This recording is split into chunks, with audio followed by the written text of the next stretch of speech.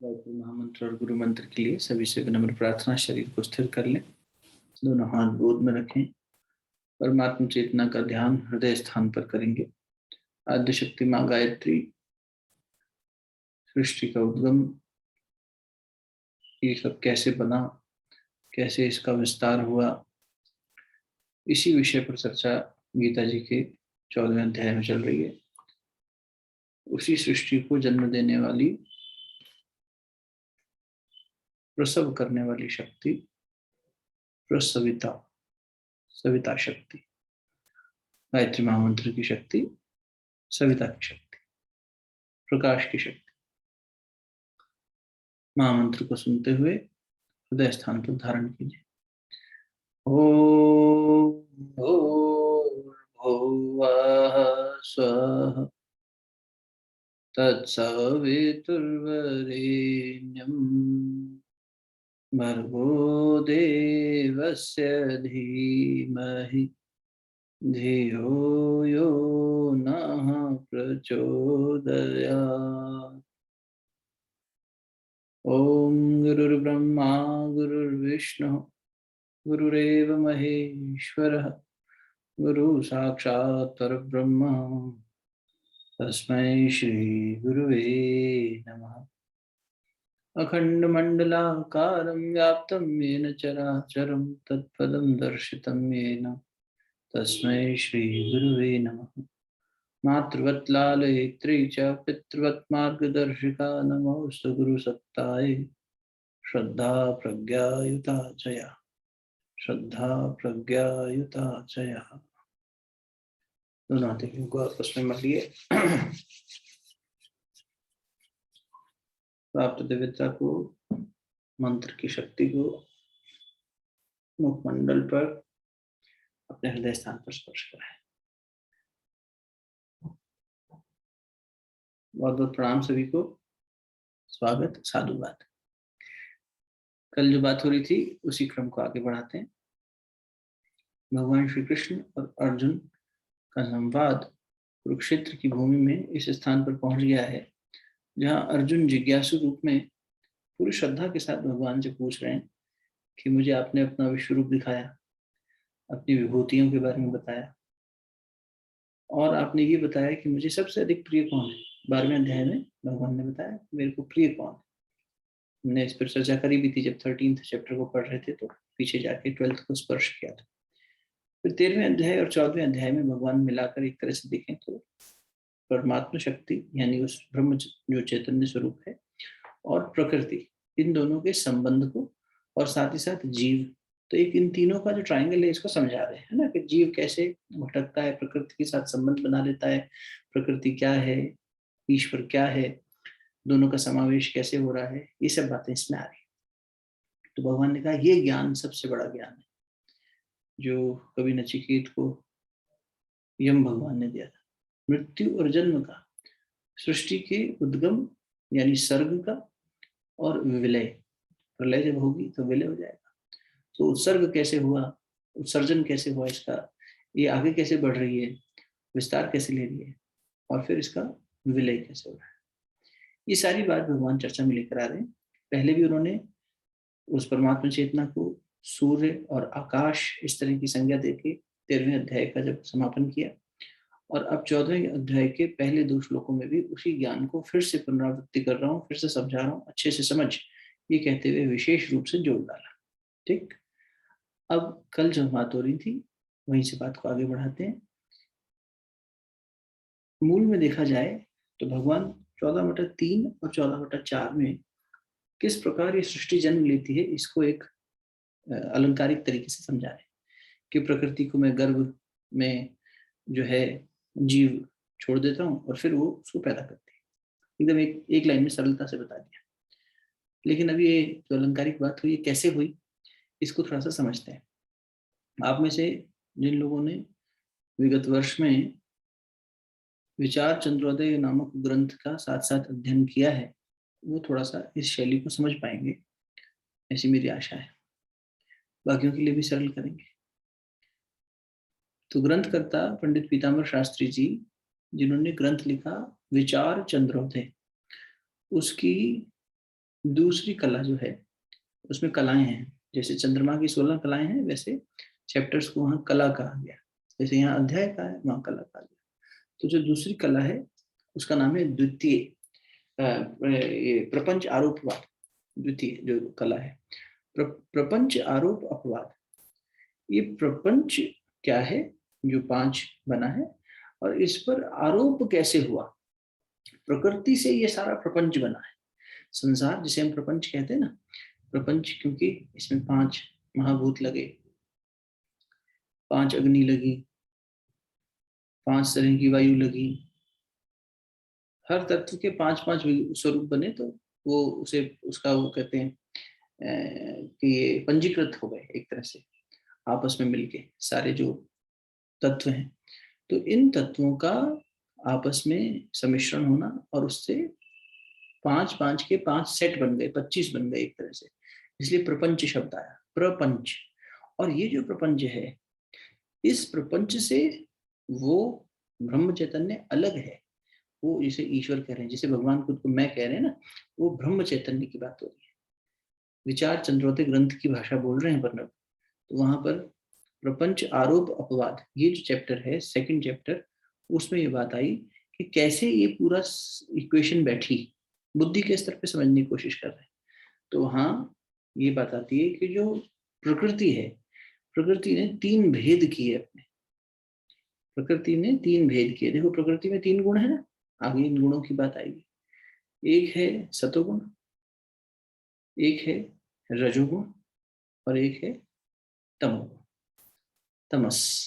तीनों गुण आवश्यक हैं, इसमें कोई बुरा और अच्छी वाली बात नहीं है, तीनों आवश्यक है, लेकिन संतुलित अवस्था में। तो जब प्रकृति का शुद्ध सतोगुणी स्वरूप हुआ, शुद्ध सतोगुणी स्वरूप, समझना बात को, सतोगुण प्योरिटी हो गई है ना। अब ये सब शुद्ध प्योरिटी थी, एकदम प्योरिटी, एकदम बढ़िया। जैसे अब कहते हैं देसी घी बड़ा प्योर घी है भैया, लेकिन उसमें भी प्योरिटी की गारंटी। सोना, हाँ साहब सोना है, लेकिन इसमें मिलावट है। तो कितनी मिलावट है, कितने कैरेट का है, तो उसकी शुद्धता की। डायमंड कितने कैरेट का है, तो उससे उसकी शुद्धता की अपन डेप्थ पकड़ सकते हैं। तो वैसे ही प्रकृति ने खुद को 3 हिस्सों में बांटा। सबसे पहला हिस्सा जो प्रकृति का जो बिल्कुल शुद्ध सतोगुणी है, उसे माया कहते हैं, माया। फिर एक दूसरा, पहले 3 समझ लो, फिर उसके बाद कैसे बना वो समझेंगे। जिन लोगों ने पढ़ा ये विचार चंद्र के साथ में, उनका रिकैप हो जाएगा। तो सबसे पहले क्या बना, शुद्ध सतोगुणी प्रकृति का स्वरूप, जिसे हम माया कहते हैं बोलचाल की भाषा। फिर शुद्ध सतोगुणी के बाद में मलिन सतोगुणी, मलिनता आ गई, मैल आ गई। मतलब क्या हुआ, 3 गुणों में सतोगुण, तमोगुण और रजोगुण, इन तीनों गुणों में सतोगुण बहुत प्रधान है, और है तो रजोगुण और ये भी तमोगुण, लेकिन दबे हुए हैं, दे आर नॉट एक्टिव। जैसे कि सोने में हाँ खोट है, थोड़ी खोट होती है ना, तभी सोने को ऑर्नामेंटल स्वरूप दे पाते हैं। एकदम प्योर सोना होगा तो वो स्वरूप नहीं लेगा, तो उसको मोल्डिंग के लिए, बेंडिंग के लिए थोड़ी सी खोट मिलाई जाती है। जब आप सोना दोबारा कभी किसी को मजबूरी में जाना पड़ता है कि ये सोना हम वापस कर दें, बेच दें, तो सोनार हमें पैसे कम देता है, कहता है इसमें इतनी खोट निकली। वो खोट कहाँ से आई, वो खोट उसमें मिलाई गई थी पहले। तो वैसे ही यूँ समझ लो कि इसमें खोट दबी हुई है तो पर, लेकिन बहुत दबी हुई है। सतोगुण प्योरिटी हाई है, प्रभावी है, तो माया में सतोगुण प्रधान है तो तमोगुण रजोगुण भी, लेकिन दबे हुए। दूसरा, जिसमें कि सतोगुण में मलिनता आ गई, यानी अब सतोगुण उतना प्रभावशाली नहीं रहा, उसमें तमोगुण और रजोगुण भी एक्टिव हो गए, और एक्टिव होने के साथ साथ उन्होंने अपना दबाव और दबदबा बनाने लगे। तो ऐसे में सतोगुण थोड़ा हल्का पड़ गया, लेकिन फिर भी तीनों के बीच में चल रहा है अपना बैलेंसिंग की इक्वेशन। इस स्थिति को, कौन सी स्थिति को, मलिन सतोगुण, अभी भी सतोगुण प्रधान है, लेकिन उसकी प्रधानता चलती कम है। जैसे घर में कोई बड़ा बुजुर्ग हो, घर का मुखिया है, लेकिन घर वाले उसकी ना सुन रहे हो, तो प्रधान तो वही है आज भी। हाँ फलाने जी का घर है, फलाना जी, उनके नाम से चिट्ठी आती है, उनके नाम से पार्सल आता है, अड़ोस पड़ोस उनके नाम का पूछते पूछते आपको पूछते आते हैं, लेकिन घर के लोग उनको सुनते नहीं। वैसी बात समझ लो। तो सतोगुण है प्रधान, लेकिन मलिन है। इसी को अविद्या कहते हैं। फिर समझ लो, प्रकृति ने 3 लेयर्स ली हैं, 3 अलग अलग अवस्थाएं ली हैं, 3 भाग किए हैं अपने, 3 विभाग। पहला विभाग क्या है? माया। दूसरा क्या है? अविद्या। और तीसरा तमोगुण हो जाएगा, तमस तम। तो सबसे पहले जो 2 हैं उसमें माया एकदम प्योर है, सतोगुण प्रधान है। थोड़ा खोट है क्योंकि उसमें अवलंबन लेना है, अभी समझाएंगे अवलंबन लेना क्या है। उसमें एक तरह से आरोपण होगा ब्रह्म चैतन्य का, तो वो उसका आधार बनेगी, इसलिए उसमें थोड़ा खोट है। परमात्मा का ही अंश है भी, ये आदि काल से चली आ रही है। और कब तक चलेगी? बोले इसका नष्ट हो जाएगी, लेकिन ये जब ब्रह्म ज्ञान हो जाएगा तो नष्ट हो जाएगी। इसका उद्गम तो जब से परमात्मा है, जब से ब्रह्म चैतन्य है तब से प्रकृति है ना, पुरुष और प्रकृति। उसी पुरुष को ब्रह्म चैतन्य कह रहे हैं विचार चंद्रोदय की भाषा में, जो कल अपन पुरुष और प्रकृति समझ रहे थे सांख्य योग में। अब फिर समझ लो, माया शुद्ध सतोगुणी है, अविद्या मलिन सतोगुणी, इसमें मलिनता आ गई पर है अभी भी सतोगुणी अविद्या। और तीसरे में तम प्रधान हो जाएगा, तमस प्रधान हो जाएगा, तो तमोगुणी हो गई।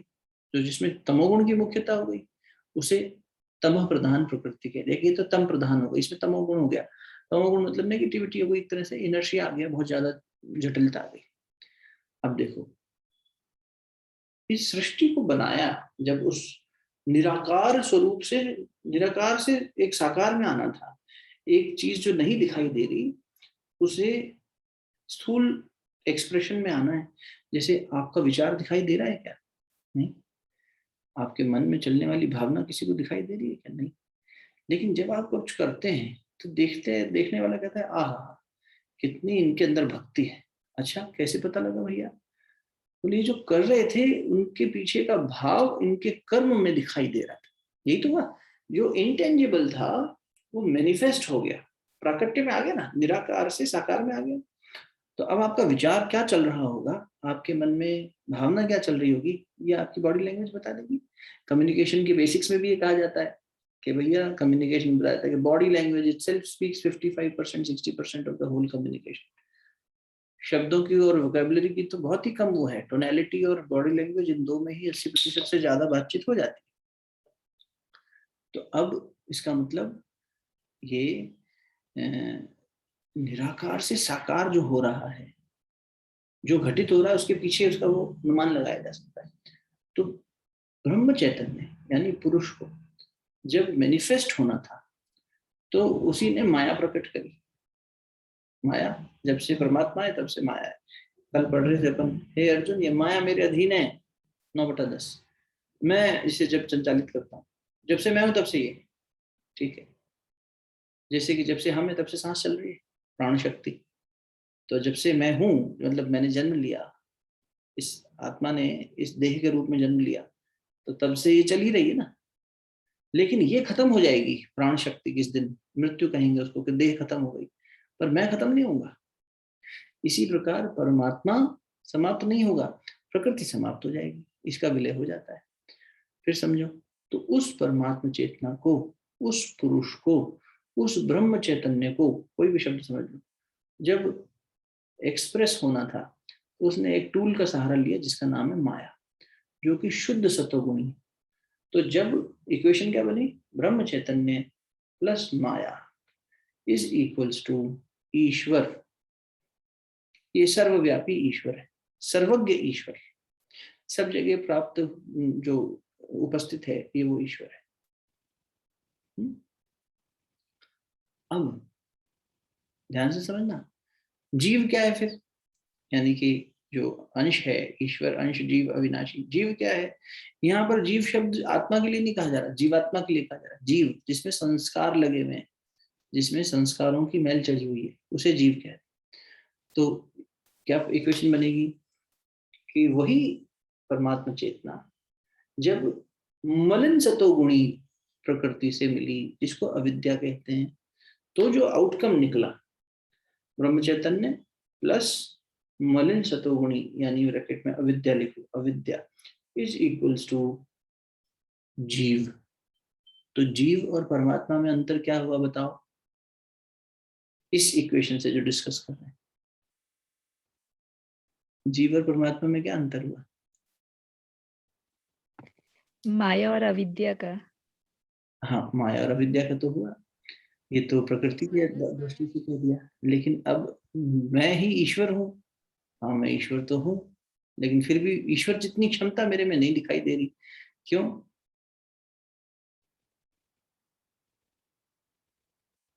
जी बिंदु दीदी, आई कम इंग्लिश ऑल्सो। हाँ जी, बोलिए। someone was saying something। जीव और ईश्वर का अंतर क्या हुआ फिर? जीव में से जब माया निकाल देंगे, ये जीव में ना संस्कार भी आ गए ना। जीव में मलिनता आ गई, है ना। अल्पा दीदी, आपकी आवाज बहुत मंद मंद आई मुझे थोड़ी सी, इसलिए पॉइंट ले नहीं पा रहा हूँ। तो पर आपको पता है, क्योंकि आपने विचार चंद्रों के साथ में पढ़ा अच्छे से। तो फिर से आते हैं, ईश ब्रह्म चैतन्य जो था, यानी कॉन्शियसनेस, सुप्रीम कॉन्शियसनेस प्लस माया इज इक्वल्स टू ईश्वर। परमात्मा नहीं कह रहे, भगवान नहीं कह रहे, शब्द बहुत सोच समझ के चुना गया है। विचार चंद्रोदय ग्रंथ में एक एक शब्द का मतलब है। हम बोलते में बोल देते हैं माया है, अविद्या है, लेकिन यहाँ फर्क बता रहे हैं कि नहीं, you can not loosely use the term. ईश्वर कहीं बोल दिया, कहीं परमात्मा बोल दिया, कहीं कुछ बोल दिया, नहीं। यहाँ ईश्वर की बात हो रही। ईश्वर मतलब जो पहला उपनिषद है वो क्या है? पहले उपनिषद का नाम बताओ, फर्स्ट उपनिषद। ईशोपनिषद। नहीं, आधा सही हुआ आधा गलत हुआ। सही नाम नहीं बताया, सोचा ठीक, नाम गलत है, अधूरा नाम बताया। ईशावास्य। ईशावास्य। ईशावास्य उपनिषद। ईश्वर का वास सब जगह है, कण कण में वही ईश्वर है ना, ये बात कही जा रही है उसमें। तो ईशावास्य उपनिषद जो है, वैसे वहां ईश शब्द, इसलिए पहले वही वेदांत सबसे पहले उसी डिसिप्लिन की बात कर रहा है। ईश्वर मैंने एक प्रकार का जो सब निराकार है उसको ईश्वर कह रहे हैं यहाँ पे। और उस निराकार से, उस फॉर्मलेस से जब फॉर्म में आना हुआ, तो जिस शक्ति का सहारा लिया गया, दैट सपोर्ट सिस्टम, जिसको अधिष्ठान कह रहे हैं, यानी जिसके ऊपर ईश्वर ने आधार बनाया, ब्रह्म चैतन्य ने आधार बनाया। तो ब्रह्म चैतन्य प्लस माया इज इक्वल्स टू ईश्वर। सब जगह प्राप्त हो जाना, ओमनी प्रेजेंट जिसे अपन कह रहे हैं, ईश्वर, सर्वज्ञ ईश्वर। और ब्रह्म चैतन्य प्लस अविद्या इज इक्वल्स टू जीव, हमारा। माया और अविद्या शब्द का अंतर यह है कि माया में सत्वगुण की ही प्रधानता है, और लेकिन है वो भी प्रकृति की। वास्तविक आनंद नहीं है, आनंद के नजदीक है। और ये मलिन जो है, मलिनता जहां आ गई, वहां पर तमोगुण और रजोगुण भी एक्टिव है। और जो तीसरी स्थिति बनी, तीसरी स्थिति क्या है? तो बोले तीसरी स्थिति है कि तमोगुण, तम प्रधान प्रकृति हो गई, प्रकृति में तमस आ गया। तो जब उससे मिलेंगे तो बिल्कुल ही इसीलिए क्या हुआ कि जब माया से जुड़े ब्रह्म चैतन्य, तो ईश्वर सर्वज्ञ हो गया, सब जगह हो गया, सर्वज्ञ हो गया। लेकिन अविद्या से जुड़ने के नाते ब्रह्म जो है वो अल्पज्ञ रह गया, यानी सब जगह व्याप्त नहीं है हम। क्यों? क्योंकि अविद्या में फंसे। यूं तो है जैसे मैं ही सब में हूं, यही तो कहा जा रहा है, तत् तुम असि, तुम ही सब कुछ हो। अच्छा भैया, मैं सब कुछ हूँ, लेकिन मैं तो अविद्या में फंसा हूं, तो मैं किसी दुश्मन में खुद को थोड़ी देख पाता हूँ, मैं किसी स्ट्रेंजर में थोड़ी खुद को देख पाता हूँ। क्यों नहीं देख पाता? अगर मैं परमात्मा का ही अंश हूँ, और परमात्मा का अंश होने के नाते वही प्रॉपर्टीज मेरे में है, तो मेरे में गड़बड़ क्या हो गई? तो बोले मलिनता आ गई, अविद्या आ गई। इसी अविद्या को भगवान श्री कृष्ण ने यहाँ पर कहा, हे अर्जुन, इसी प्रकृति के, यहाँ प्रकृति शब्द से ही काम चला गया उन्होंने, क्योंकि देखो ये तो सारा सार ना, सागर में गागर है गीता जी, गागर में सागर है गीता जी। तो ये यहाँ पर क्या किया भगवान ने? एक ही शब्द से काम ले लिया, इसमें विभाजन नहीं बताया। इसलिए आपको दूसरे ग्रंथ से हेल्प लेके बता रहे हैं कि यहाँ उन्होंने कह दिया कि मनुष्य क्या हुआ, मतलब जीव जो है वो प्रकृति का दास बन गया, यानी इसी अविद्या का। अगर माया के पास जाएगा तो ठीक है, क्योंकि माया तो परमात्मा से जोड़ देगी ग्रंथ के हिसाब से।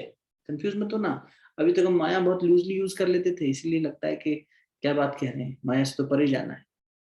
लेकिन पहले अविद्या से परे जाना है। अविद्या से परे गए तो इतना ही तो अंतर है कि हमने माया का सहारा नहीं लिया, हमने अविद्या का सहारा ले लिया। तो भगवान यही कह रहे हैं, इस प्रकृति के सहारे में चला गया, इसकी शरण में चला गया, मेरी शरण में नहीं आया, इसलिए सिर्फ मेरी शरण में आ। 15/7 में कल नीलम ने पढ़ा था ना, आप लोगों को याद होगा कि सिर्फ मेरी मम एवांशु जीव लोके, सिर्फ मेरे इस संसार में जीव बना हुआ आत्मा स्वयं मेरा ही सनातन अंश है। मेरी शरण में वो नहीं आके वो प्रकृति की शरण में चला जाता है तो सनातन समय से शुरू से मेरा ही अंश, लेकिन खुद को अविद्या के चलते अल्पज्ञ मान लेता है। अल्पज्ञ मीन्स सीमित मान लेता है, लिमिटेड मान लेता है तो लिमिटलेस। लेकिन फिर हम क्यों लिमिटलेसनेस फील नहीं कर पाते? Because of our illusion, because of our एक तरह से जो हमारे अंदर ये अविद्या कह ले, अविद्या क्या है, ये सबसे अच्छा शब्द यही है कि अविद्या की वजह से हम लोग भ्रमित हो गए, इल्यूजन में आ गए, या यूं और सरल कह लें कि नहीं इतना सब नहीं समझ में आ रहा, तो वही अहंता ममता में फंस गए, दोष पैदा हो गए ना। फिर उस अविद्या से खुद को उपाधियों में बांध लिया और उपाधियों में बांध के फिर परेशान हो गए। तो वास्तव में मैं ब्रह्म चैतन्य का ही अंश हूँ। ये शरीर और मन में सब कुछ आ गया, मन बुद्धि चित्त अहंकार सब कुछ। तो ये सारी जो क्षेत्र जिसे कह रहे हैं 13वें चैप्टर में, 13th चैप्टर में भगवान ने कहा था क्षेत्र, क्षेत्रज्ञ मीन्स फील्ड। ये जो पूरा फील्ड है जिसके अंदर वो कॉन्शियसनेस प्ले कर रही है, इस फील्ड को प्रकृति ने बनाया है और प्रकृति के ही साथ ये खत्म हो जाएगी। कैसे? जिस दिन ज्ञान हो गया, अज्ञान का नाश हो जाएगा ना। प्रकृति का, तमस का, रजस का और सत्गुणों का, तीनों गुणों का नाश हो गया। नाश होना मतलब we will go beyond that. तो बियॉन्ड चले गए तो फिर एक तरह से उसका नाश हो गया। आप ग्रेविटी से परे चले गए तो यही कही जाएगा ना, वहां ग्रेविटी का नाश हो गया, स्पेस में पहुंच गए आप। इतनी स्पीड से जाएंगे तो आप स्पेस में पहुंच जाएंगे, ठीक। अब ग्रेविटी का पुल आपको नहीं यूज खींचेगा नीचे। वैसे ही ये तीनों गुणों का बंधन हमें नहीं बांधेगा, इसलिए कहा गया कि उसका नाश हो गया। तो अज्ञान का नाश हो गया, ज्ञान आ गया। कैसे? फिर हमें अपने वास्तविक स्वरूप पता लगे। तो यही मतलब, यही तरीका है कि भाई जब ज्ञान हो जाएगा तो हमारा जो वास्तविक स्वरूप है वो हमें पता लग जाएगा, ठीक है। अब और एक बात समझो, यहां तक समझ में आ गई? यहाँ किसी को प्रश्न है तो पहले पूछ लो।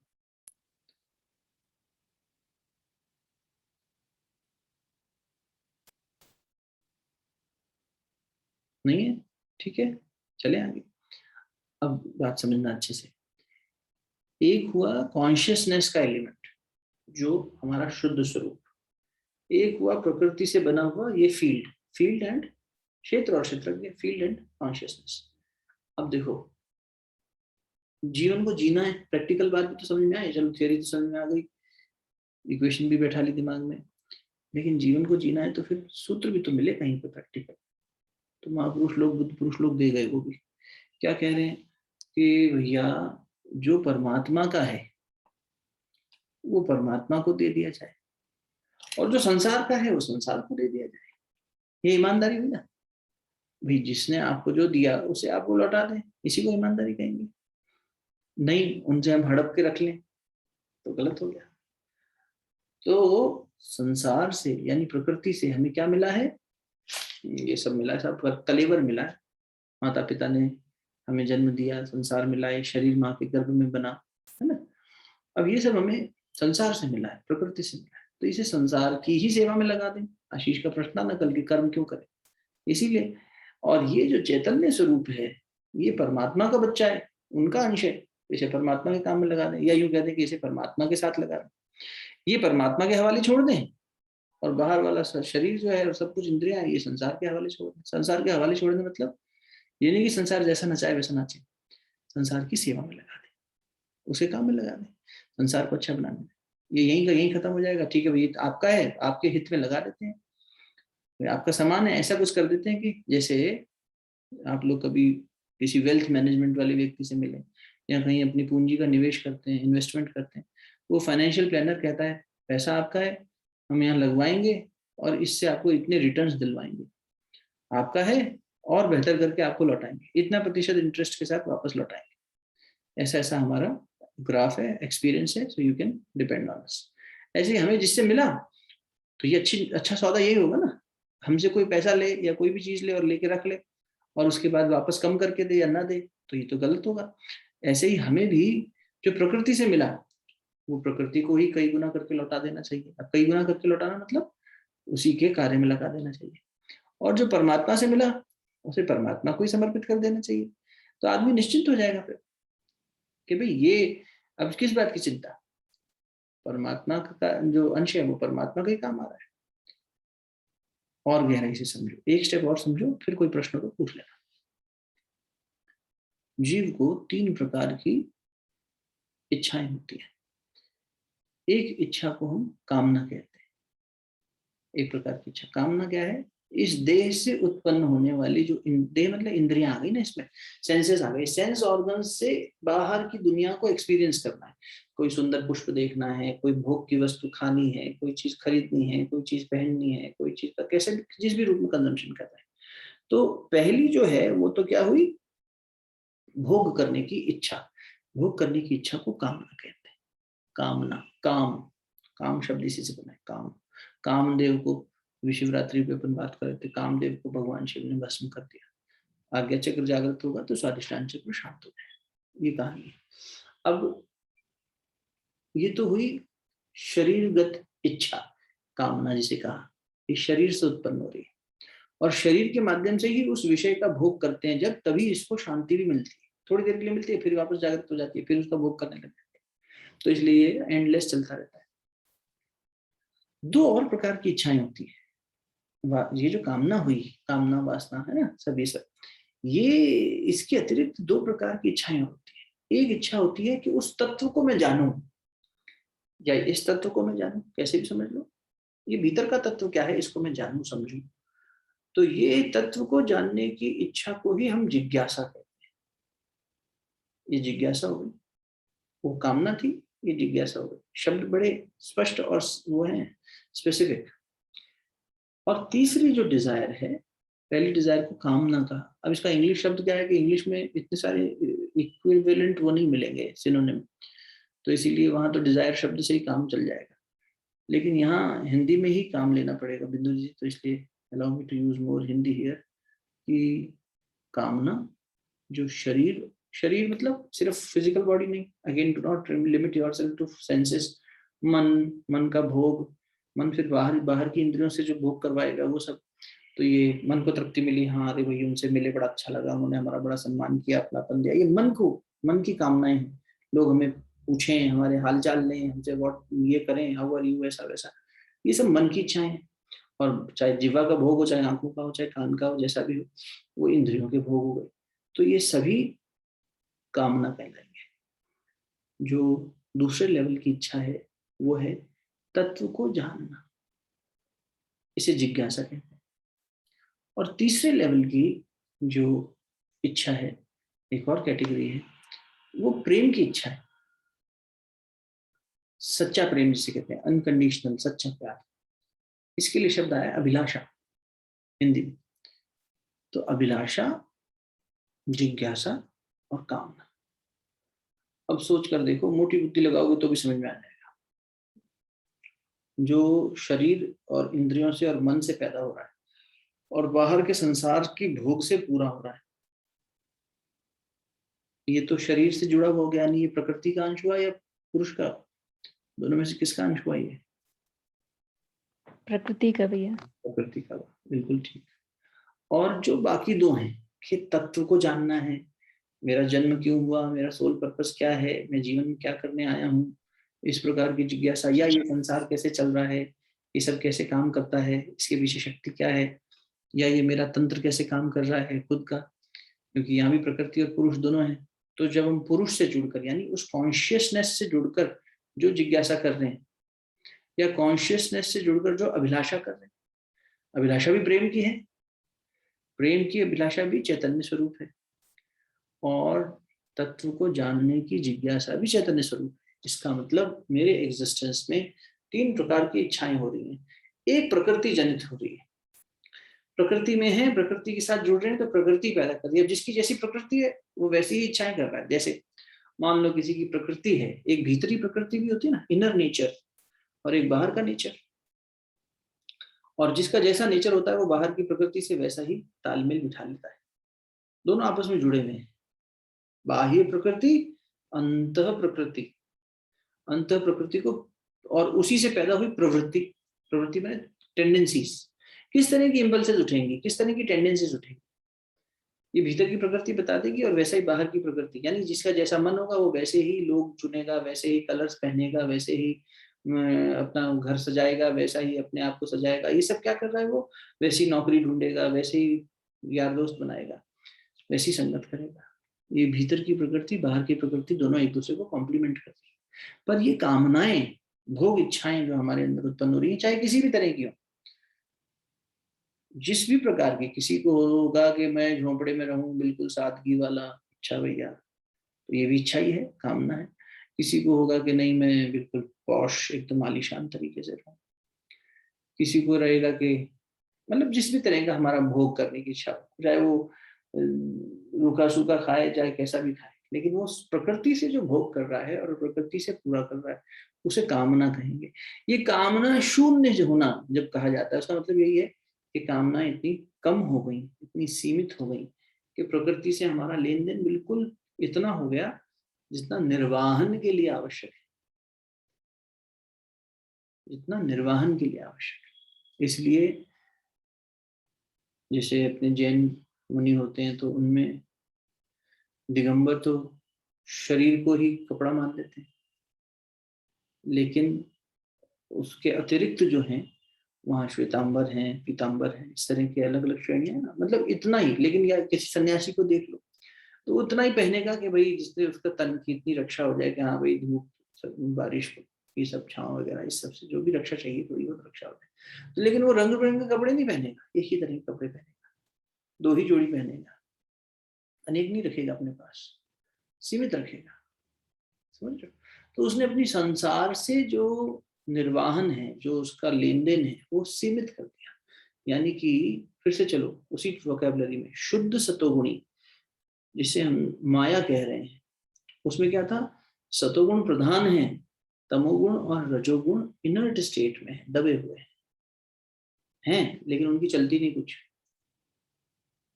तो वैसे ही फिर हमारी जब जिज्ञासा और अभिलाषा प्रधान हो जाती है, यानी तत्व को जानने की इच्छा इज इक्वल्स टू जिज्ञासा, और प्रेम की अभिलाषा जब ये प्रगाढ़ हो जाती है, तो फिर हमें संसार से ज्यादा लेना देना नहीं होता। सरल सा एग्जाम्पल लेते हैं फिर से, क्या बनाएं क्या खाएं, रोजमर्रा का सवाल इंसान के जीवन में उठता है। क्या बनाया है, कैसा बनाया है, इस तरह की नखरे और चर्चा घर में रोज होती है, हर घर में होती है। कोई ना कोई होगा, ऐसा क्यों बनाया, वैसा क्यों नहीं बनाया, ऐसा चाहिए, इतने बजे चाहिए, इतने बजे से लेट हो गई तो नहीं चाहिए, ऐसे 50 चीजें की चीजें होंगी। ये क्या हुआ, ये प्रकृति में ही लिप्त हो गया, संसार की कामनाओं में ही और इसी की भोग में लगा हुआ व्यक्तित्व हो गया। तो इसको परमात्मा जानने की जिज्ञासा नहीं होगी, इसको अपना जीवन का अस्तित्व जानने की जिज्ञासा नहीं होगी। वो सोचेगा क्या सोल पर्पस की बात करनी, क्या ये सब चीज सोचना, कोई आवश्यक नहीं, उसको वो नीड ही नहीं एनालाइज होगी। I should look into this also, कि मेरा वास्तविक स्वरूप क्या है, या इस प्रेम की अभिलाषा कि वो वास्तविक प्रेम क्या होता है।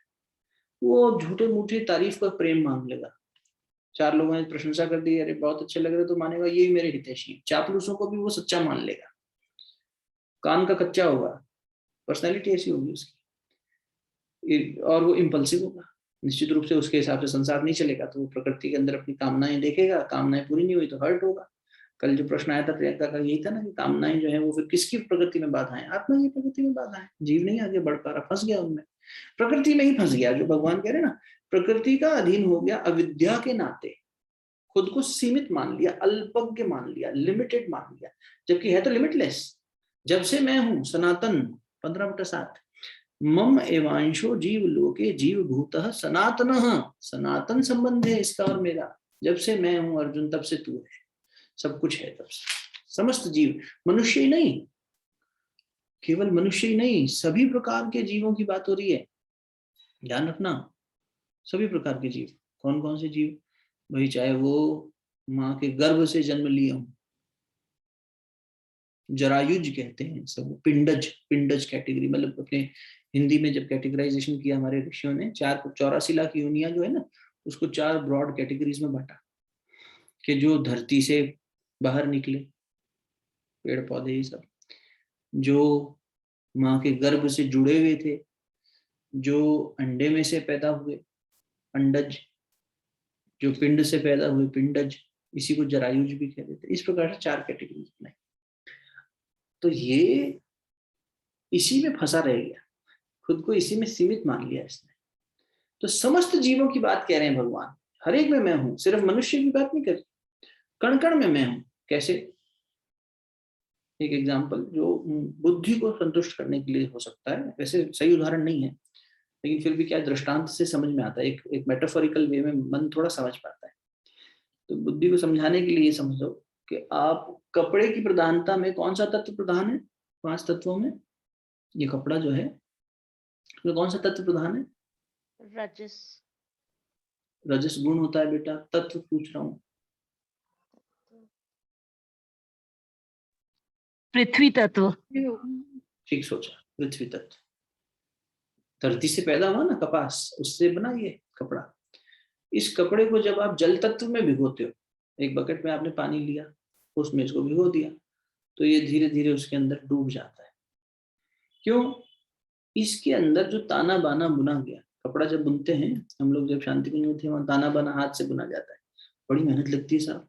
और कारीगर जब हाथ से काम करता है, हजारों जो है ताने बुनता है, फिर एक बाना चलता है उसपे, वो एक स्पिंडल से एक बाना उसको बांधता है।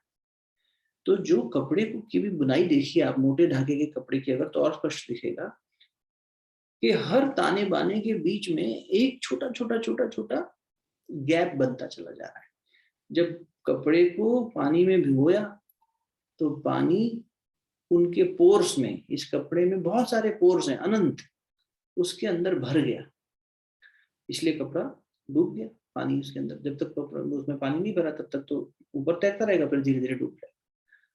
ये समझने के लिए, मतलब एग्जैक्ट नहीं है उदाहरण, थोड़ा कमजोर है, लेकिन फिर भी समझने के लिए ठीक रहेगा। इसी प्रकार परमात्मा कण कण में व्याप्त है। अब कण कण में इसमें पानी हो गया ना, उस फाइबर के ऊपर पानी नहीं है, फाइबर के बीच में जो थ्रेड है उसके बीच, फैब्रिक सॉरी, उस फैब्रिक के बीच में जो बीच बीच में गैप्स हैं, वहां पर पानी है, वहां पर परमात्मा है। तो ऐसे परमात्मा हर जीव के अंदर उपस्थित है, ये भगवान खुद कह रहे हैं, सिर्फ मनुष्य में नहीं। यहाँ पर संबोधन कई बार ऐसा आ जाता है कि अर्जुन जहां, जब से मैं हूं जब से तू है, लेकिन सिर्फ अर्जुन की बात नहीं हो रही, या सिर्फ जीवधारियों की बात नहीं हो रही, कण कण में मैं हूं। जो नहीं चल सकता है उसमें भी मैं हूं, पत्थर में भी मैं हूं, अणुओं में भी मैं हूं, सब जगह मैं हूं। तो ये क्या मतलब हुआ कि वो चैतन्य सत्ता तो सब जगह उपस्थित है।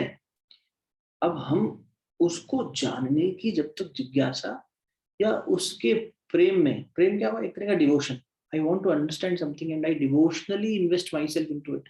तो एक तरह से प्यार हो गया ना, जैसे किसी रिसर्चर को अपने सब्जेक्ट से बहुत प्यार होता है, तो अपने सब्जेक्ट में लीन हो जाता है पूरी तरह, उसमें शोध करके निकालता है कुछ ना कुछ। बिजली जला के देखेंगे हम तो बल्ब में कैसे चलेगी। तो प्यार हो गया जब तक एक वो एक तरह उस लेवल तक का नहीं होता जुनून जिसे मोहब्बत कहा जा सके, तब तक तो नहीं बनेगा, रिसर्च नहीं होगी। वैसे ही उसी को भक्ति कह दिया। जब तक ये अभिलाषा ही जागृत ना हो कि मैं जो हूँ और ये जो सब चल रहा है, इसको चलाने वाली सत्ता कितनी खूबसूरत होगी, कितनी ताकतवर होगी, कितनी करुणा निधान होगी, कितनी दयालु होगी, इस तरह का चिंतन जब चलने लगे, मतलब परमात्मा से प्रेम होने लगा, उसको और जानने की इच्छा। जैसे लड़का लड़की एक दूसरे से मोहब्बत में पड़ते हैं तो एक दूसरे को और जानने की इच्छा होती है ना, तुम्हें क्या पसंद है, अच्छा अच्छा तुम्हें ये रंग पसंद है, मैं यही पहनूंगी। क्यों साहब? ठाकुर रामकृष्ण परमहंस का रेफरेंस लेके गुरुदेव एक कहानी सुनाते थे, बहुत दिनों बाद याद आई, ये मेरे कई महीनों बाद याद आई। ध्यान के संबंध में भी यही अप्रोप्रिएट कहानी है, मेडिटेशन। एक थानेदार साहब की शादी हुई, थानेदार साहब की नव विवाहिता पत्नी जो आई, तो अब पत्नी जब शादी होती है नई नई, तो वही भोजन बनाती है जो पति को पसंद है, पति देव खाएंगे जो वो बनाएंगे, खुद की पसंद की नहीं बनाती। अपना श्रृंगार, अपने कपड़े ऐसे रखती है जो पति को पसंद है। उनको ये रंग भाता है, अच्छा इसी रंग की चादर बिछाएंगे, इसी रंग का जो है पर्दे लगाएंगे। क्यों? पति को जो पसंद हो, पति प्रधान है, पति से मिलके मुझे पूर्णता महसूस होती है, मेरे पति के लिए मैं ये सब कर रही हूँ। उसका बड़ा श्रद्धा है, अपने पति में प्रेम है, तो अपने पति के लिए करती है। एक दिन ड्यूटी पे थानेदार साहब की डेथ हो गई। अच्छा देखो, गुरुजी कहते हैं थानेदार, अच्छा थानेदार की जब डेथ हुई तो उसको मेडल मिला, तो थानेदार तो मर गया बेचारा, तो मेडल किसको देंगे? तो बोले थानेदार की पत्नी को। और क्यों देंगे साहब, ये ड्यूटी पे गई क्या कभी?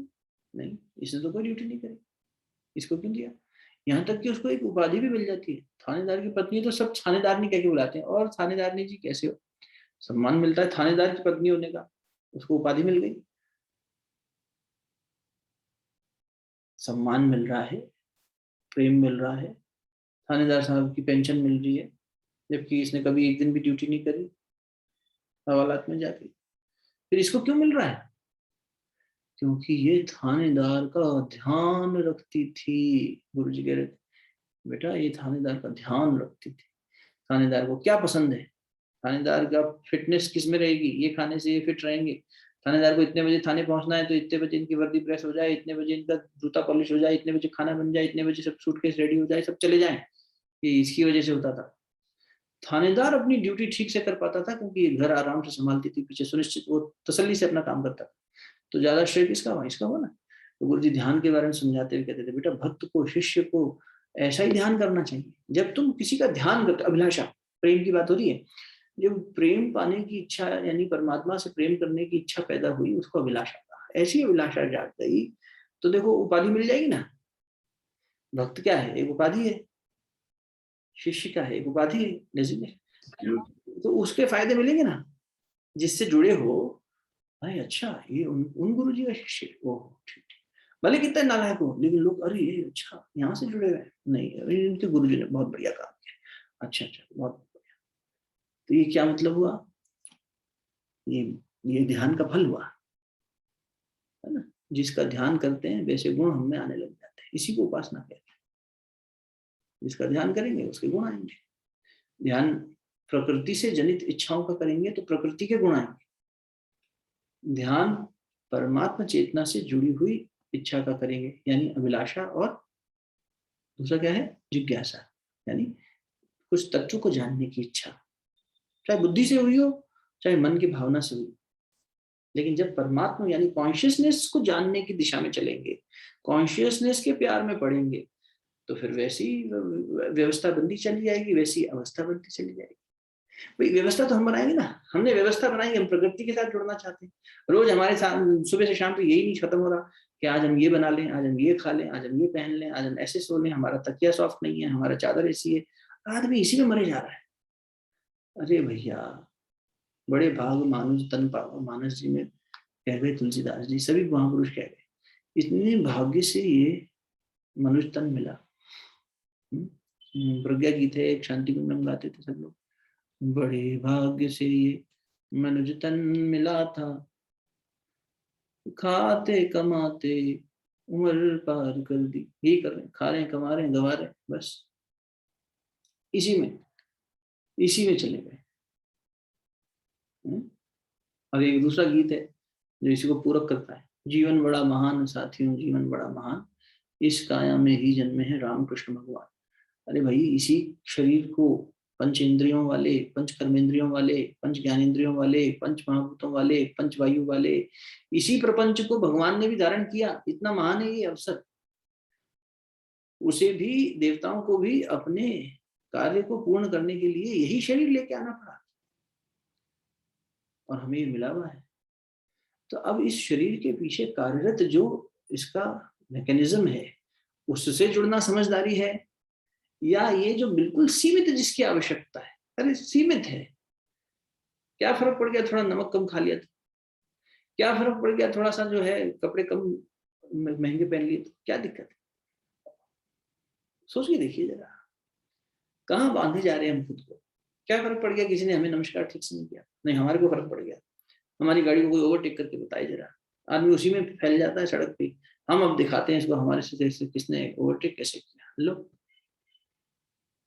अहंकार का कोई समाप्ति नहीं हो रहा है, कहीं कहां से कहां भागे जा रहे हैं। प्रकृति में फंसा हुआ है, अविद्या में, प्रकृतियां अविद्या के लिए, अविद्या में फंसा हुआ है, अविद्या में खुद को इसलिए सीमित मान लिया, I am so and so, मान के सीमित हो गए। मैं बाप हूँ मेरी चलनी चाहिए, मैं पिता हूँ मेरी चलनी चाहिए, मैं पति हूँ मेरी चलनी चाहिए। अरे सिर्फ देह पुरुष की हो गई तो क्या मतलब हर तरीके से मैं बड़ा हो गया, श्रेष्ठ हो गया? ये कौन सी बात है? बिल्कुल बुद्धिहीनता है। लेकिन अविद्या है इसलिए वो समझेगा नहीं। गुस्से वाले व्यक्ति को कहो अरे गुस्सा मत करो, वो गुस्से कहाँ गुस्सा कर रहा हूँ, अरे तुम अभी भी गुस्सा कर रहे हो, अरे मेरे को कह रहे हो गुस्से, मैं कहाँ गुस्सा कर रहा हूँ, और बहस करेगा। गुस्सा करने वाले व्यक्ति को ये मालूम नहीं कि वो गुस्सा कर रहा है, अहंकारी को ये पता नहीं कि वो अहंकार कर रहा है। रावण को कुंभकर्ण ने चिता दिया तब भी वो नहीं माना। क्या रे अब तो कुल का नाश होना शुरू हो गया, तभी तो तुमने मुझे जगाया है और जनक नंदिनी को ले आया, तो मूर्खता कर दी तुमने। चलो अब समझ लो, नहीं समझा तो खैर ये बात को यूं समझिए कि हम, मोटी बात इतनी अगर आज पकड़ में आ जाए कि हमारे अंदर डिजायर जो पैदा हो रही है, इच्छाएं जो पैदा हो रही है, वो परमात्मा की तरफ ले जा रही है, हमें उस ब्रह्म चैतन्य की ओर ले जा रही है, या यूं कह लें कि अंतरात्मा की ओर ले जा रही है, या फिर प्रकृति की ओर ले जा रही है, शरीर की ओर ले जा रही है, इंद्रियों की ओर ले जा रही है। इसका मोटा मोटा मूल्यांकन कर लेना आज सोने से पहले। ये दिन भर में आज मैंने जो इच्छाएं करी, वो इच्छाएं क्या थी? 10 टॉप इच्छाएं जो पैदा हुई ना आपके मन में, सोने से पहले लिख लेना डायरी में, और उसके आगे लिख देना ये बॉडी से ओरिएंटेड थी, ये सेल्फ से ओरिएंटेड थी। बस मूल्यांकन हो जाएगा कि आज के जीवन में 50% मैंने संसार के लिए, मेरे अंदर ये कामनाएं आई क्या, मैं और मेरा, मैं और मेरा, मैं और मेरा, इससे जुड़ी हुई आई, या पारमार्थिक चिंतन हुआ, अपने जीवन को ऊंचा उठाने के बारे में चिंतन हुआ, कुछ उस दृष्टि पे काम हुआ, कोई साधना सधी, रिजल्ट क्या आया कोई मतलब नहीं, लेकिन एफर्ट किस दिशा में लगा, मूल्यांकन कर लेना। और फिर उसके बाद सोचना, लेट्स अज्यूम कि उन 10 में से मेरा 3/4 सांसारिक रहा और 1/4 ही पारमार्थिक रहा, तो भैया फिर कैसे ये संभव होगा कि मुझे परमानेंट हैप्पीनेस मिले, परमानेंट पीस मिले, जब मेरे एफर्ट्स ही उस दिशा में नहीं है। मुझे क्या चाहिए मुझे पता है, जिसके पीछे मैं भाग रहा हूँ वो मुझे वो रिजल्ट दे नहीं रहा, जहां जिस दिशा में एफर्ट करने वहां मैं एफर्ट ही नहीं कर रहा, तो रिजल्ट्स कैसे मिलेंगे? फिर ये कामना करना कि अरे भगवान हमारा जीवन इतना बुरा है, हमारे ऊपर इतनी तुमने जो है मुसीबत खड़ी कर दी, तुमने हमारे साथ अन्याय किया, हमारे माँ बाप ने हमारी ऐसे घर में शादी करा दी, हमारे पिताजी ने हमारे को पैसा नहीं दिया, पढ़ाया नहीं। कोसने को आदमी किसी को भी कोस सकता है, परमात्मा को भी कोस सकता है, पूरे जीवन में किसी न किसी को जिम्मेदार ठहरा ही लेगा। और मूल प्रश्न ये है कि हमने अपने जीवन की बागडोर खुद से संभाली कि नहीं संभाली? भगवान ने कहा है खुद ही संभालना है अर्जुन, मैं तो हूं, लेकिन जीव को खुद मेहनत करनी पड़ेगी। हम श्लोक याद नहीं रख पाते, लेकिन है कि स्वयं ही जीव को अपने आप को संभालना पड़ता है।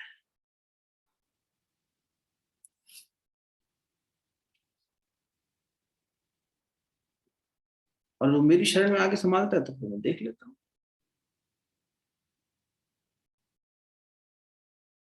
ढूंढ के बताएंगे आप, भगवान ने कहा है 6ठे अध्याय में कहा है, शायद शुरू के अध्याय में पढ़ा था हम लोग, है ना? तो इस तरह से चिंतन करके देखो, सिर्फ सत्संग तक सीमित मत रखिए, आत्ममूल्यांकन भी होना चाहिए ना इससे। तो सेल्फ एनालिसिस करके देखिएगा कि एक दिन के जीवन का मूल्यांकन करके देखिए कितना ये अहम भाव में गया, कितना प्रकृति से जनित इच्छाएं पैदा हुई, अविद्या, प्रकृति में अविद्या यहाँ पर, और कितना परमात्मा चेतना से जुड़कर कॉन्शियसनेस के अपलिफ्टमेंट के बारे में कुछ विचार आए क्या? अगर हम संसार के साथ भी लेन देन कर रहे हैं तो संसार में भी क्या हमने कुछ ऐसे प्रयोग किए क्या कि चलो हम किसी के साथ बैठे उसके अंदर प्रोत्साहन जगाया? नहीं, उनके साथ बैठे और ये डिस्कस करें कि 5 स्टेट में बीजेपी में 1 स्टेट में क्यों हार गई, लो कर लो चिंतन बैठ के। अरे ठीक है, वो सब संसार चल रहा है, ये भीतर का जो है इसको कौन जानेगा, कब जानेंगे? गारंटी लेके बैठे हैं क्या कि इतने साल अभी बाकी हैं, आराम से करेंगे? नहीं, रिटायरमेंट के बाद में सोचेंगे ये सब, पता ही नहीं चलता किस दिन जम के दूध बड़े मजबूत आके ले जाए। आज हम लोग गंगा जी गए थे, खूब थक गए मजाक की बात करके खत्म करते थोड़ा सा। तो मंजरी और हम लोग खाना खा रहे थे, उनके मित्र आए हैं अभी वो सामने लिख कर, तो गोपाल जी और हम लोग खाना खा रहे थे, तो कुछ ऐसे लेने के लिए उठना था, मैंने कहा अब तो जम के दूध आगे उठाएंगे तभी उठेंगे, नहीं तो नहीं उठा जा रहा, पैर थक गए बहुत ज्यादा, मजाक चल रहा था। तो भैया कब आ जाए पता नहीं, भरोसा नहीं जीवन का कुछ भी। इसीलिए ये मत सोचें कि जब फिर कभी समय निकालेंगे ये सोचेंगे। आज का आज ही कर डालो मूल्यांकन, और मूल्यांकन करने तक मत उठना। फिर अंदर से ये भी होना चाहिए कि हाँ ये प्लानिंग भी तो हो आगे की, ये तो एनालिसिस हुआ कि अभी इस दिशा में ज्यादा वेटेज जा रहा है, इसलिए रिजल्ट्स यहाँ नहीं आ रहे, एफर्ट इस दिशा में लगाना है। So I have to now start thinking कि भाई इस दिशा में एफर्ट लगाने के लिए क्या क्या योजना बनाए, ठीक है ना। तो फिर वो योजना कल से थोड़ी थोड़ी तो शुरू करें। देखो एक अगली पूर्णिमा आ रही है, एक से एक पूर्णिमा चली गई है सारी, और अब नववर्ष आने वाला है चैत्र से, हिंदी कैलेंडर के हिसाब से, तो नवरात्र आ रहे हैं होलिका के बाद में, तो इसलिए अब तैयारी हो जानी चाहिए, है ना। हम लोग साथ मिलकर एक डिटॉक्स का सेशन करेंगे 27-28 तारीख के आसपास, हफ्ते भर का डिटॉक्स करेंगे। 2 तारीख से नवरात्र, तो 6-7 दिन मिल जाएंगे अपने को पूरे। 25-26 तारीख के आसपास शुरू करेंगे, और 2 अप्रैल से फिर नवरात्र की साधना शुरू करेंगे साथ साथ। रामनवमी पे देखते हैं, नवदा भक्ति पढ़ेंगे इस बार। नवदा भक्ति के बारे में पीछे भी चर्चा करी थी, लेकिन पूरा नहीं हो पाया, तो उसी को दोबारा ले लेंगे नवरात्र में, ठीक है। कोई प्रश्न है अभी या शांति पाठ करें?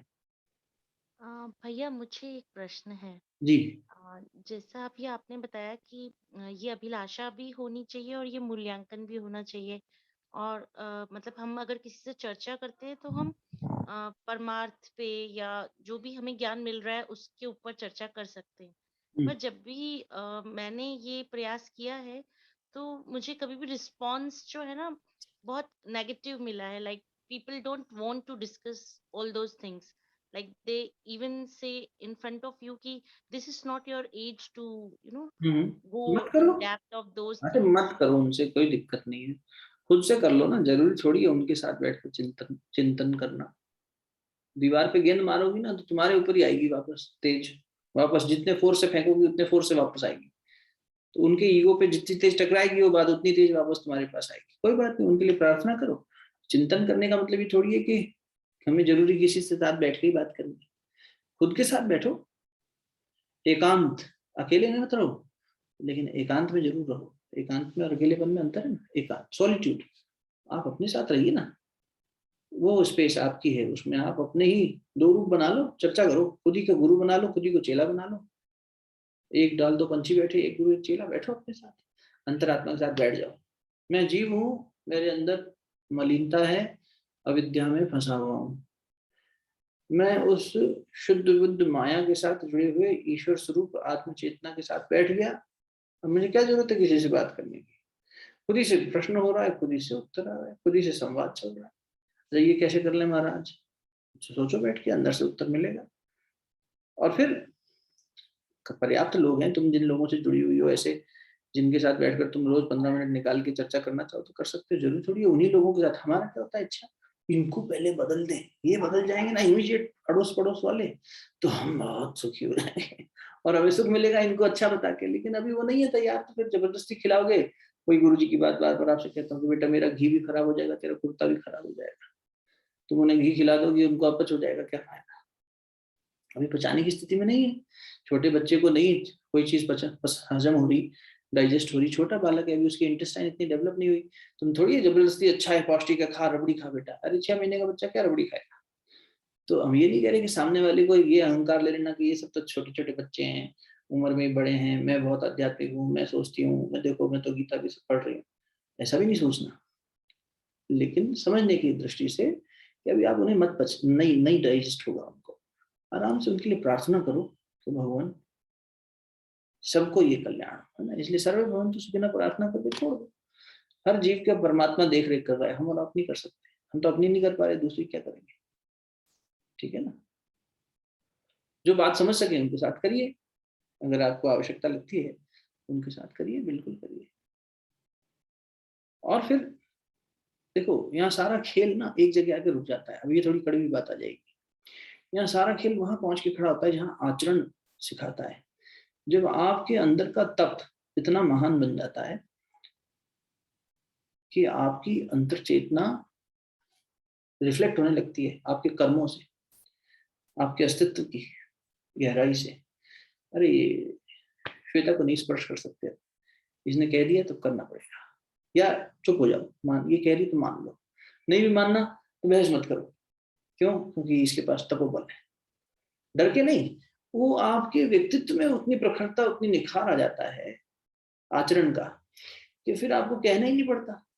फिर ये तो सिद्धांत है सृष्टि का, और इस सिद्धांत के बाद बात पूर्ण कर लेते हैं, शांति पाठ कर लेते हैं कि जब भी किसी जीव ने, जब भी किसी इंडिविजुअल सोल ने, जब किसी मोहनदास ने महात्मा गांधी की यात्रा शुरू करी, जब किसी नरेंद्र नाथ दत्त ने विवेकानंद की यात्रा शुरू करी, जब किसी नाव चलाने वाले ने कलाम की यात्रा शुरू करी, जब किसी विनोबा ने संत बनने की दिशा में कदम बढ़ाए, जब भी ऐसा हुआ है, उसके आसपास के लोगों का विरोध भी रहा, तिरस्कार भी रहा, लेकिन फिर समर्थन भी रहा। क्योंकि प्रकृति परखेगी तो सही कि हम भी जिससे कह रहे हैं कि अरे चलो ये चर्चा करते हैं, तो हमारे अंदर भी कितनी अभी वो है एक तरह से मजबूती। ये तो चेक होगा। तो कैसे चेक करोगे? परीक्षा देके चेक होगा ना। तो आप हमारे पास बात करने आए, अरे भैया इस बारे में बात करते, अरे हमने कहा जाओ श्वेता, क्या फालतू की बात करते हो, हमारे को तो बहुत संसार में अभी बहुत वो है, ये खाना है, वो पीना है, वो कमाना है। हमने तुम्हें 4 बार ऐसा बुरे तरीके से जवाब दिया, तुम्हारा दिल टूट गया, तुमने गिव अप कर दिया, अरे यार देखो सारा संसार ऐसे चलता है। तो भगवान ने टेस्ट लेके देखा कि इसके अंदर ज्ञान जानने की या ये अभिलाषा प्रेम की कितनी है, ये तत्व को वास्तव में जानना चाहती है क्या? फिर प्रलोभन दिए, नचिकेता को कम दिए थे क्या? विवेकानंद को कम प्रलोभन मिले थे क्या? स्त्री के यथार्थ ज्ञान के, ब्रह्म विद्या के गुरु ही दे रहा है बार बार। कामिनी और कांचन के सड़क पर ले आए। विवेकानंद भूखे घर से निकल जाते थे और माँ से कहते थे, मैया तू बच्चों को खिला देना, छोटे भाई बहन को, मैं दोस्त के घर खा लूंगा। और भूखे ही वापस लौट आते थे, ये कहते थे मैंने खा लिया पेट भर के। स्वाभिमान था, भीख नहीं मांगी कभी उन्होंने। लेकिन संत का भिक्षाटन भीख नहीं होता, गलतफहमी मत रहना। लेकिन वो कितना देखो त्याग, भीख मंगवा दी, मतलब लिटरली भूखा मार दिया बच्चे को गुरु ने। कहाँ थे ठाकुर रामकृष्ण परमहंस? कई जन्मों से गुरु देखता है, थे ना, लेकिन परीक्षा ले रहे हैं। देखें कितनी इसमें वो है। हम लोगों ने समाधि के सोपान पुस्तक का सत्संग किया था पिछले साल, सब रखा है यूट्यूब पे, बहुत खजाना है, तुम देखो। तो वहां पे क्या था, वो कह रहे हैं विवेकानंद जी के जो शिष्य थे, जिन्होंने अपने समाधि के in the hours of meditation, जो वो देखते थे वो लिख देते थे, आज गुरु की वाणी ने मुझसे अंतर की शांति में उपस्थित होकर कहा, मैं तुझे रेगिस्तान, तपते हुए रेगिस्तान में फेंक देता हूँ। ये गुरु कह रहा है, ये देखने के लिए कि तेरे पास कितनी शक्ति है। मैं तेरे साथ खड़ा रहता हूँ, देखता रहता हूँ, जब तू नहीं कर पाता तो मैं मदद करता हूँ, तो मैं फेंक देता हूँ उठा के तेरे को। फिर परीक्षा तो होगी। अगर हमारे में वास्तविक इच्छा है ना, तो फिर हम धीरे धीरे धीरे धीरे इस स्थिति में जरूर पहुंच जाएंगे जहां आज विरोध करने वाले, और सबसे बड़ा दुख हमें अपनों के विरोध का ही होता है, इसलिए परमात्मा उन्हीं को हमारा विरोधी करके खड़ा करता है। पूरी महाभारत उसी पे खड़ी है। अर्जुन का विरोधी कोई अड़ोसी पड़ोसी थोड़ी थे, अपने ही लोग सामने खड़े थे। जिस गुरु ने पहली बार शस्त्र उठाना सिखाया, उसी वही सामने खड़ा है, कह रहा है कि लड़ मेरे से। कैसे हिम्मत करो? यही तो दुविधा में था ना। तो इसलिए परीक्षा तो होगी, ठीक है ना, लेकिन उससे घबराना नहीं है। चलो दीपक भी अस्त हो गया, समय हो गया, शांति पाठ करें। शरीर स्थिर कर लीजिए, नेत्र कोमलता से बंद, दोनों हाथ गोद में। परमात्मा सत्ता से यही प्रार्थना कि हमारी जो इच्छाएं हैं वो कामना परक ना हो, वो जिज्ञासा परक हो, अभिलाषा परक। ओम देव शांति अंतरिक्षं शांति पृथ्वी शांतिरापः शांतिरौषधयः शांति वनस्पतयः शांतिर्विश्वे देवाः शांतिर्ब्रह्म शांतिः सर्वं शांतिः शांतिरेव शांतिः सामा शांतिरेधि। ओम शांतिः शांतिः शांतिः सर्वारिष्टस्य शांतिर्भवतु। दोनों हाथ जोड़कर मस्तक झुकाकर कण कण में व्याप्त परमात्मा सत्ता को नमन करेंगे, जिनकी असीम अनुकंपा से ये सत्संग संभव हो पाया। ओम नमोस्तुअनंताय सहस्त्रमूर्तये सहस्रपादाक्षिशिरोरुबाहुवे सहस्रनाम्ने पुरुषाय शाश्वते सहस्रकोटियुगधारिणे नमः। सहस्रकोटियुगधारिणे नमः। दोनों हथेलियों को अच्छे से आपस में मलिए। आप दिव्यता को मुखमंडल पर हृदय स्थान पर अच्छे से स्पर्श करें।